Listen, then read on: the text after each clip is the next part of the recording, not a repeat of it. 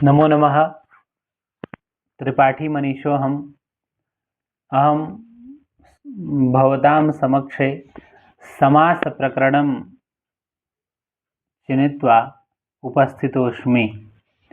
तो समास किसे कहते हैं, समास के नियम क्या हैं, कितने समास हैं, तो उन सभी के बारे में हम सभी जानेंगे संक्षेप रूप में। विस्तार पूर्वक तो कक्षाओं में मैं पढ़ाऊंगा, लेकिन ये संक्षेप रूप से अगर सूत्रों को सुन लेते हैं, याद कर लेते हैं, तो उन चीज़ों को समझना और जानना आसान है।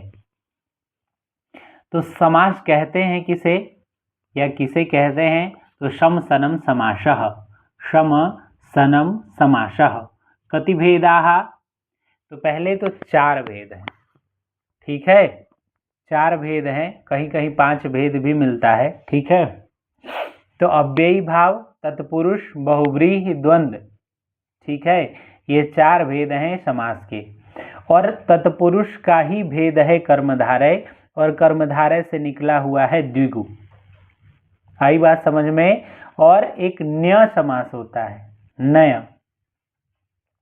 तो अव्ययी भाव, तत्पुरुष, बहुव्रीहि, द्वंद्व और द्विगु, ये सब बोलते हैं लोग, और कर्मधारय भैया सब मिला के 6 है, लेकिन मुख्यतः 4 है। अव्ययी, तत्पुरुष, बहुव्रीहि और द्वंद्व। तत्पुरुष से निकला है कर्मधारय, और कर्मधारय से निकला है द्विगु। आई बात समझ में। अब आइए हम सभी इसका सूत्र रूप देखते हैं। अव्ययी भाव जो समास है उसका सूत्र क्या है, तो पूर्व पद प्रधान अव्ययी भावः। पूर्व पद प्रधान अव्ययी भावः, जिसका पूर्व पद प्रधान होगा वह अव्ययी भाव समास होगा। ठीक है, जैसे अधि हरि। अधि हरि में पूर्व पद प्रधान है अधि हरि। ठीक है, तो अधि पूर्व पद प्रधान है, इसलिए अव्ययी भाव समास होगा। तत्पुरुष समास है इसके आगे भैया, तो उत्तर पद प्रधान तत्पुरुषः। जिसमें उत्तर पद प्रधान होगा वह तत्पुरुष समास कहलाएगा। तो तत्पुरुष समास जैसे राज्ञः पुरुषः बराबर राज पुरुष। पुरुष क्या है, राजा है। ठीक है, तो राज्ञः पुरुषः उत्तर पद प्रधान है इसमें, इसलिए तत्पुरुष समास हो जाएगा। बहुव्रीहि में अन्य पद प्रधान, न पूर्व न उत्तर, अन्य पद प्रधान होगा, वह बहुव्रीहि समास हो जाएगा। जैसे पीताम अंबरम यस्य सः। पीला है अंबर जिसका, या वस्त्र जिसका, वह पीतांबर है भगवान श्री राम जी के लिए। यस्य सः, तो वो अन्य हो गए भैया।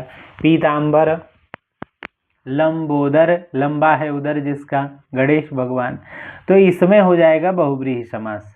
ठीक है, और द्वंद्व, तो उभय पद प्रधानः द्वंद्वः। दोनों पद जिसमें प्रधान हो वह द्वंद्व है। तो राम कृष्णौ, राम और कृष्ण। माता पितरौ, माता और पिता। आई बात समझ में।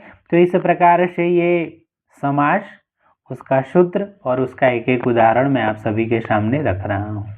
ठीक है, तो द्वंद्व हम सभी देख लिए। उभय पद प्रधान, दोनों पद जिसमें प्रधान रूप से हो वो द्वंद्व है। ठीक है, अब आगे देखते हैं कर्मधारय।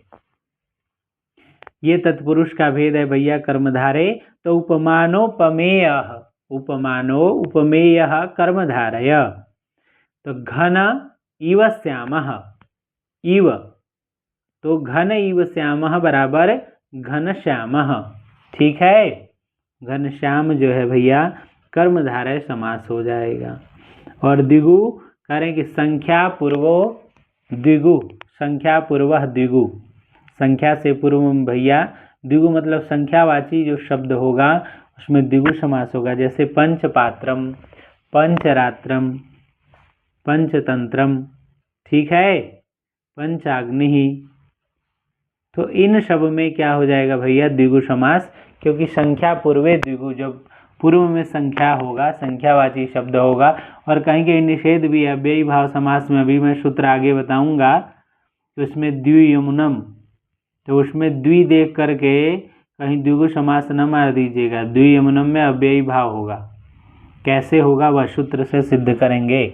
और न्य समास है भैया कि निषेधार्थ बोधक न्य समास। निषेध अर्थ में न्य समास का प्रयोग होता है। जैसे असमर्थ, कोई भी कार्य करने में असमर्थ, असंभव है। ठीक है। और मध्यम पदलोपी समास भी होता है एक, इसमें मध्यम पद का लोप हो जाता है। शाक पार्थिवः, शाक पार्थिव में ये मध्यम पदलोपी समास है। ठीक है। तो इस प्रकार से हम सभी एक एक क्या करेंगे, एक एक समासों को देखेंगे और जानेंगे। ठीक है। तो सबसे पहले अव्ययी भाव है, फिर कर्मधारय है, फिर तत्पुरुष है। ठीक है। तो इसमें हम सभी देखेंगे, क्योंकि तत्पुरुष के कई सारे भेद हैं, 6 भेद हैं, षष्ठी तत्पुरुष तक। फिर हम सभी इसके उदाहरणों को भी देखेंगे और समझेंगे और जानेंगे। ठीक है। तो एक एक समास मैं आप सभी के समक्ष लेकर के उपस्थित होऊंगा और बताऊंगा कि कैसे इसको पहचानते हैं, इसका सूत्र क्या है और कैसे इसे जानेंगे। ठीक है। तो अव्ययी भाव समास के विषय में हम सभी नेक्स्ट वीडियो में मिलते हैं। तब तक के लिए नमस्कार।